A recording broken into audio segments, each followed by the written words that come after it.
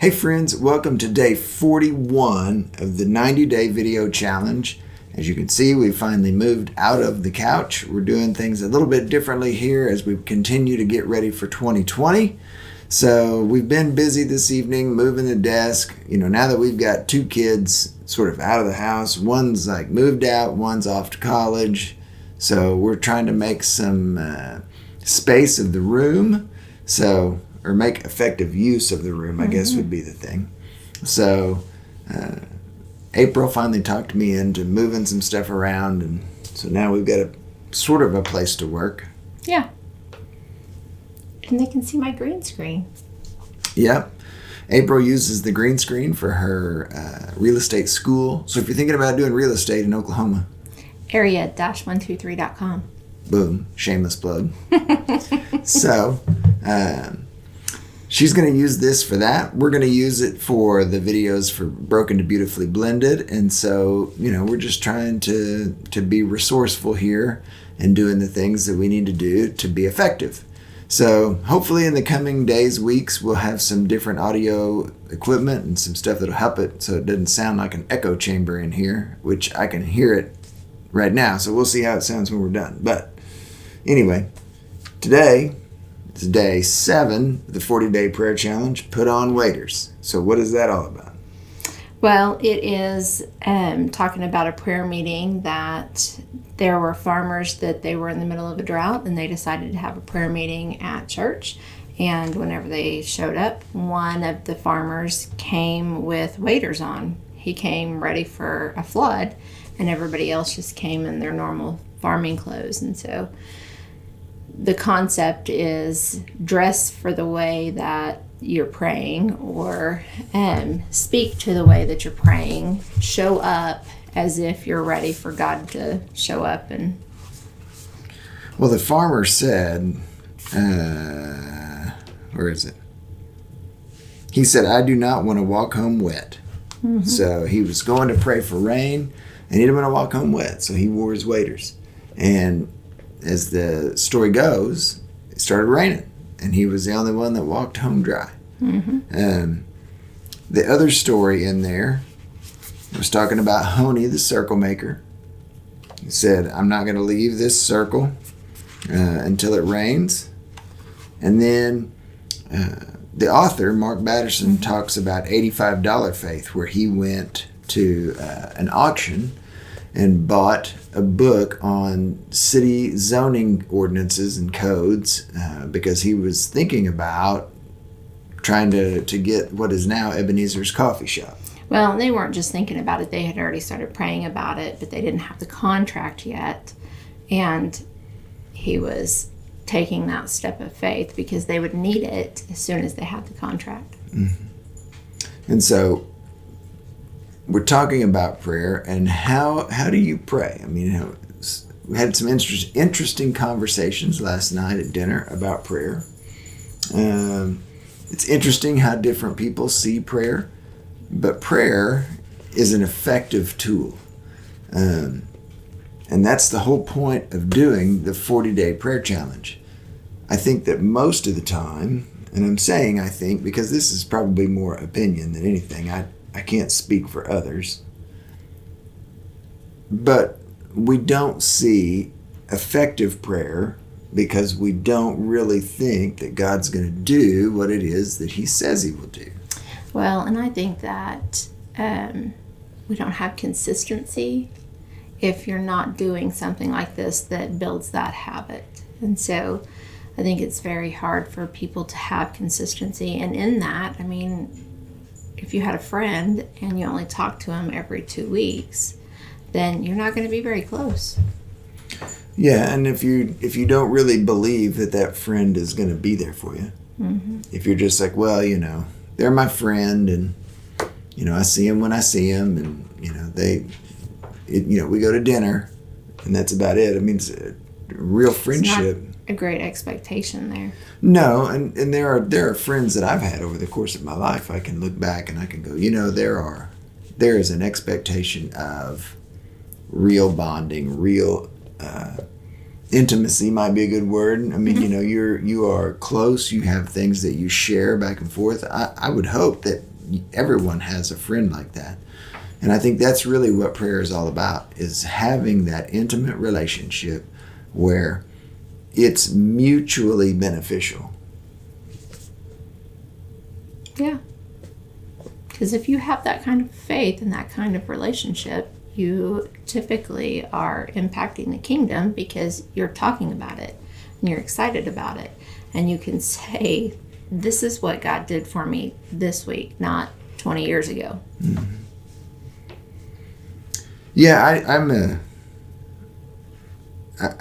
I'm a little bit different in this. April's all in on the put on waders. I mean, that's your thing. You are all about it. I'm probably a little bit more hesitant than she is. Probably more personality than anything. I don't know. But, when we talk about praying big prayers and going all in, she's ready to sell the house and live in the car, and I'm like, well, hold on just a little bit. Let's pump the brakes. But that's okay.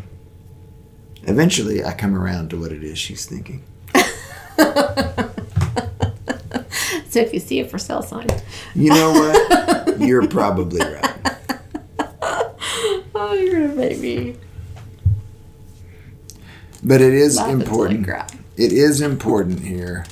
And Mark Batterson says this in today's lesson. It's not a name it and claim it situation. Mm-hmm. It's not just, hey, I want it, and so I'm just going to take it. He says it's not a name it and claim it scheme. If it's not in the will of God, if it's not for the glory of God, it's a waste of time, energy, and money. But if the dream is ordained by God, then that step of faith honors God, and God will honor your faith. Think of it as a down payment on your dream. So, got to be ready. I'm ready. Are you ready? I'm ready. You got to get wet feet, though. Yeah. You haven't talked about that one yet. Well, he's talking about when the Israelites, in the beginning of Joshua, after God had told Joshua, hey, you're going to take the people into the promised land, and you're going to lead the charge. He said the thing that you got to do is have the priests pick up the ark and step into the Jordan River. And once they step into the river, then it will dry up and you'll be able to cross. And so it took some faith for them to step into the river. The Jordan was at flood stage at the time. And so he says you got to be willing to get your feet wet. He says, I don't know about you, but I don't particularly like getting my feet wet. I'd much rather have God part the river and then I'll step into the miracle. That's something that we've talked about a little bit, but with friends and with ourselves. You've got to be willing to take a step. I don't know. And I was trying to think earlier today if I can think of any real stories in the Bible where God in the Old Testament took the first step, or when Jesus in the New Testament took the first step. Most of the time, it's always God responding to something that we as followers are doing. You can think of certain stories. You've got the Jordan River, where the priests had to step in. Before that, you had Moses that was required to lift the staff in order for the Red Sea to part. Before that, Abraham had to be willing to sacrifice Isaac and had the knife in the air, and then God said, "Oh, that's not what my plan is. The ram is there, and the ram has been there all along." So God's looking for our obedience. In the New Testament, when you look at the woman with the issue of blood, she made the first step. When you think about the 5,000, when Jesus fed the 5,000, the young boy that brought the 2 loaves, or the 2 fish and 5 loaves. I'm going to get it wrong, and I'm going to sound like a moron. But 2 fish and 5 he had loaves, to yeah. give up his lunch in order for everybody else to eat. So a lot of times it is all about us being willing to take that first step and then see what God does. Yeah. So, Well, and I really liked what Pastor said yesterday about that, about the 2 fish and the 5 loaves, that little boy was not the only one, chances are, that had food in that crowd. But he was the only one that made it available. yeah, got to be willing to make it available. So, okay. Today is November the 11th, Veterans Day. Yeah. So if you have served in the military, we are deeply indebted to your service, and we are so very thankful for what it is that you sacrifice so that we have the freedoms that we have here in America. So thank you, all veterans who have served.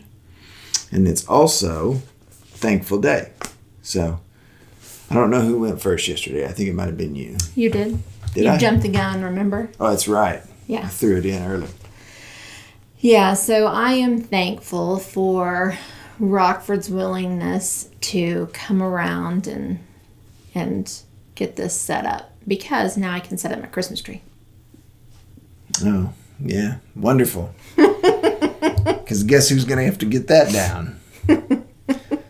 And if you've seen our attic, you would know what a hassle that is.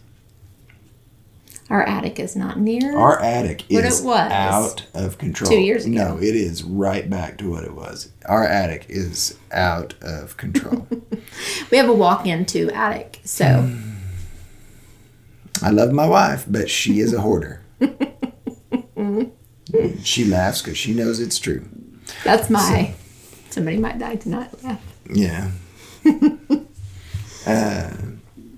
I am thankful, honestly, for veterans. If I look back over the course of my life, the one thing that I wish I would have done coming out of high school was to go into the military. I think that it honestly would have given me a whole lot more discipline and just a different perspective on life at a young age.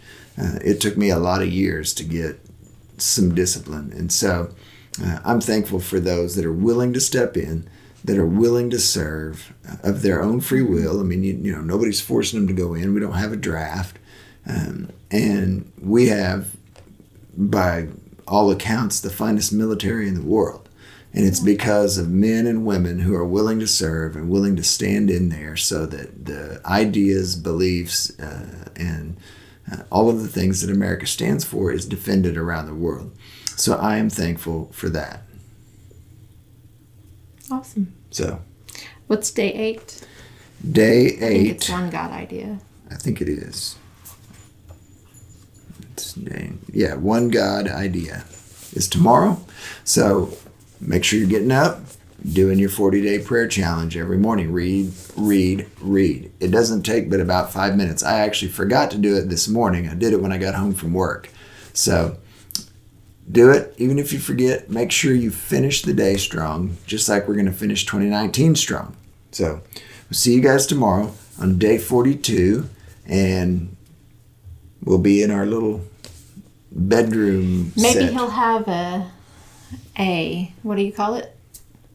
A chroma key in the background. Background for us. Yeah. So, all right, guys. See you tomorrow, day 42. Have a good night.